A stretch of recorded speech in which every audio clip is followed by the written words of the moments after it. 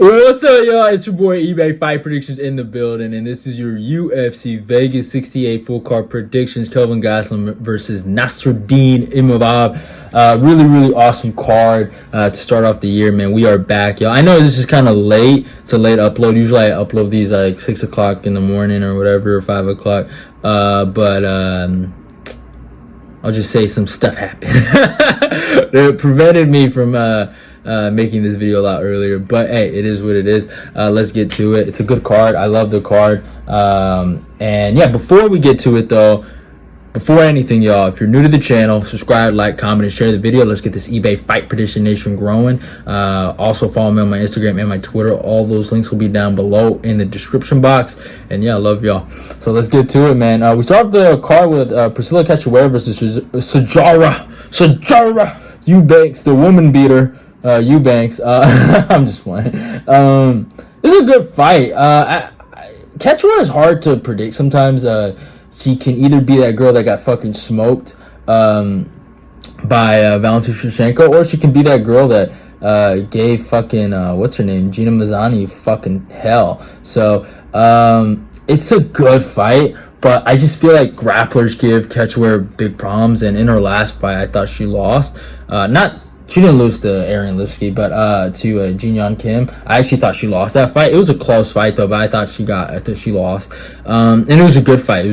So respect to him there. But I think Sajara Eubanks can actually win this fight. I know she's lost a few lately, but she can take a bitch down, and that's what it really comes down to in this fight. So I think Eubanks' wrestling should be enough here. But Cachoeira is a wild card, man. She hits hard, and yeah, but I'm gonna take Eubanks by decision here. I think she'll just grapple fuck her for life. So yeah, so I'm taking Eubanks here. I know some people might disagree. Next fight, Jimmy Flick versus Charles Johnson. Man, the return of Jimmy Flick. He has not fought in at least what a year and 11 months. So close to 2 years. He submitted what's it called? Cody Durden with a flying triangle choke. He's a good grappler. He's legit. I never understood why he retired. 32 years old. He's back. Charles Johnson, I like him, man. I really do, man. But he has his holes, bro, and he's a fun fighter. I will defend him there, but I thought he lost his last fight to Zaglas, and that was just horrible what happened in that fight. Made the man literally retire because of bad decisions. And I'm not the biggest fan of Zaglas Nurmagomedov. You know, I'm not going to act like, oh, Zaglas this, Zaglas that, but it is kind of fucked up what happened. So yeah, I'm gonna be rocking with Jimmy Flick. I know some people are picking against him because of the time off, but I just think the grappling heavy approach, it seems like Charles Johnson's kind of weakness.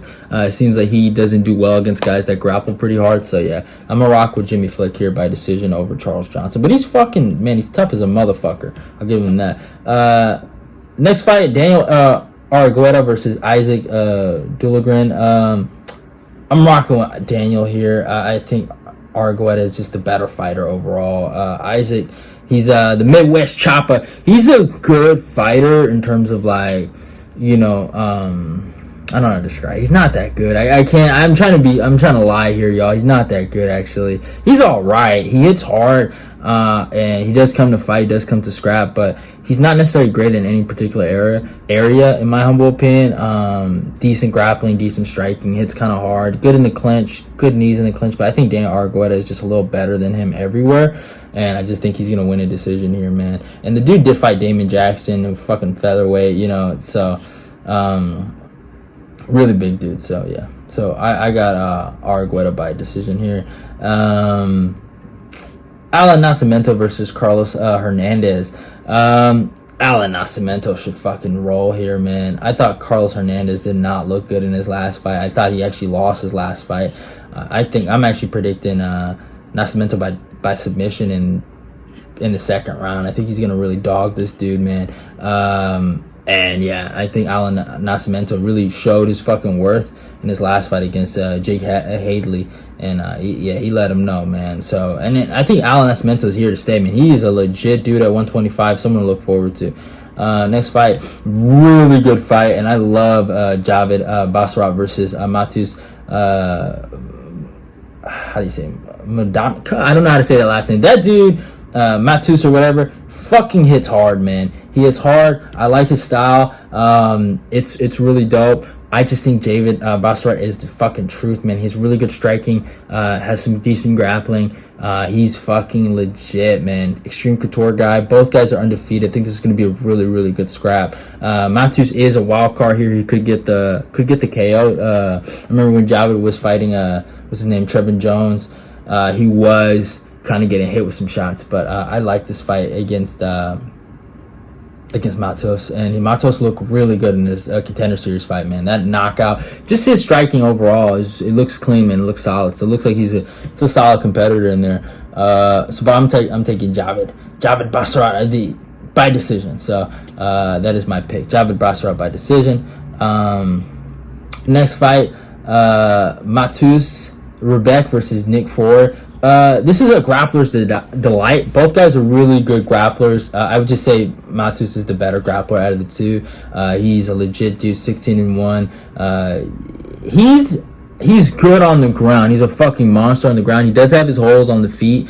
He's aggressive on the feet, which is good, and he does move his head a lot. But I just, in my humble opinion, if he was against a seasoned striker with good takedown defense, that seems like his deficiency. Nick Fiore, he's a good fighter, good jiu-jitsu, but I just think Mateus is kind of better than him at what he's good at, you know what I'm saying? And I just think the experience, it's a somewhat of a mismatch here. It could be a good fight though, but yeah, Nick could prove himself, but I gotta go with the Mateus Rębecki, whatever his nickname is, dude. So yeah, he might have some Gamrot energy coming up here. He might be a legit dude at fucking 155, man. He's fucking jacked too. But yeah. Next fight, Razak Alhassan versus Claudio Ribeiro. Man, this is a very interesting fight. Both guys hit hard. This one's a hard one for me. It's Ribeiro's just so long, and that's the problem for me. He's just so long, the reach advantage, and they both hit hard.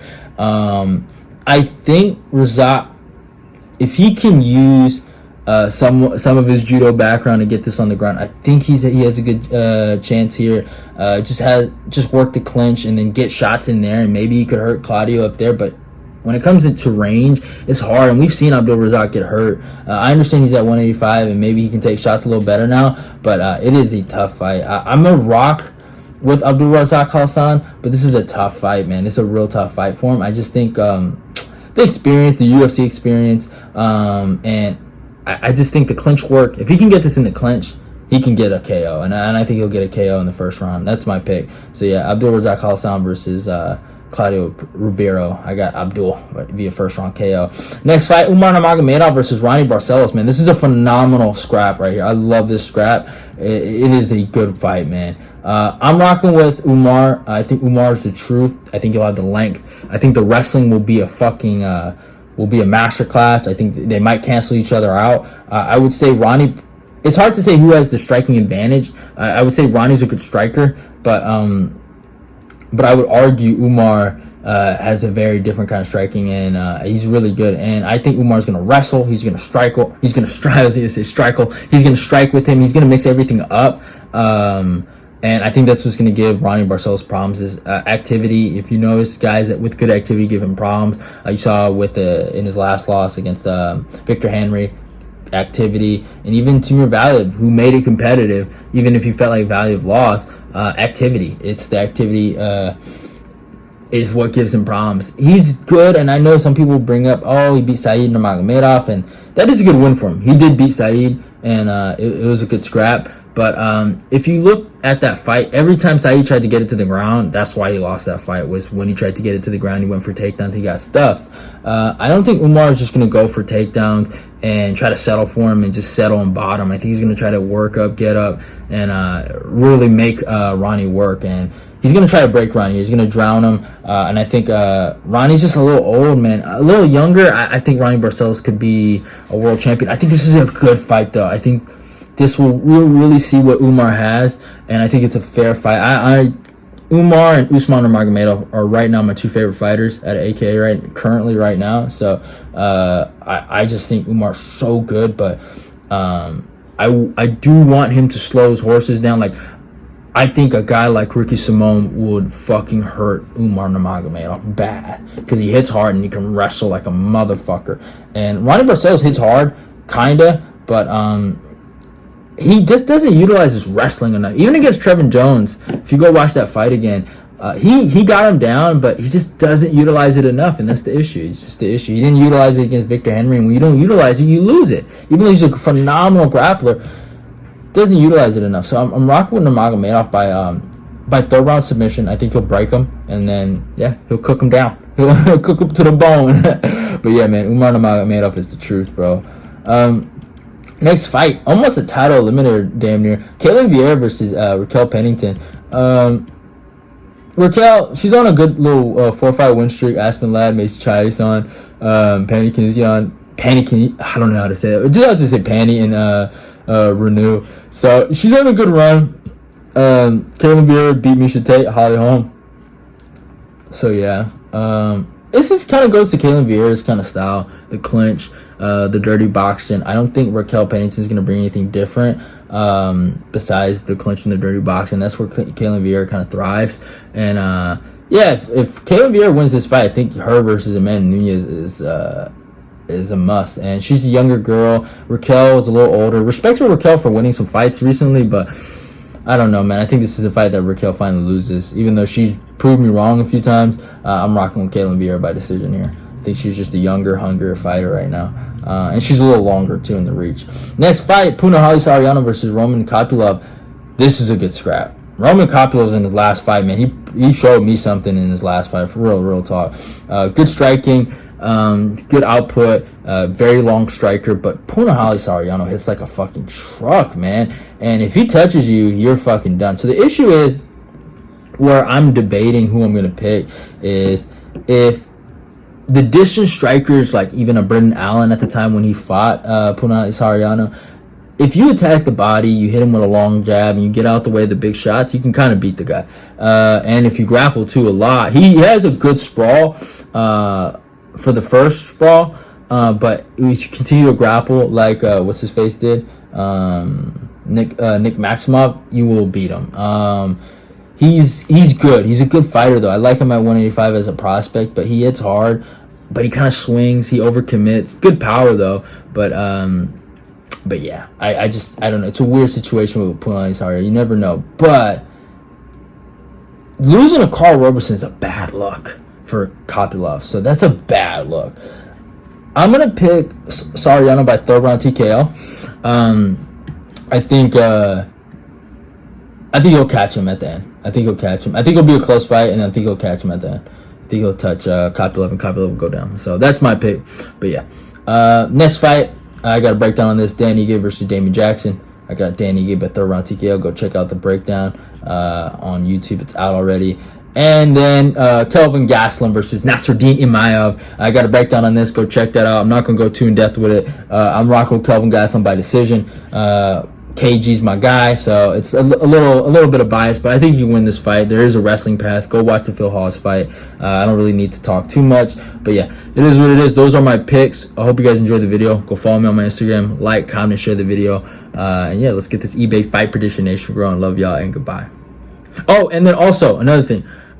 Before I say anything, I will be making Umar Nurmagomedov versus Ronnie Barcelos breakdown, so go check that out. It will be coming out a little later, and then I think I got every dark horse of the division in 2023 video coming out, I think pretty soon this week. So yeah, so we got some stuff for this week. I know some people are like, man, why did you release the video so early? I'm sorry. But hey, I got some videos planned for this week, and then next week we're going to be doing top 5 threats to each weight class, to each weight class's champion, I think, or I could wait till the pay-per-view Glover. You know what, I'll wait when we have a light heavyweight champion, and then we'll do that. So yeah, but yeah, that's coming up. Everything's coming up. We're back on the road, y'all. We're back on the grind. Love y'all and goodbye. Your boy's out of here for real now.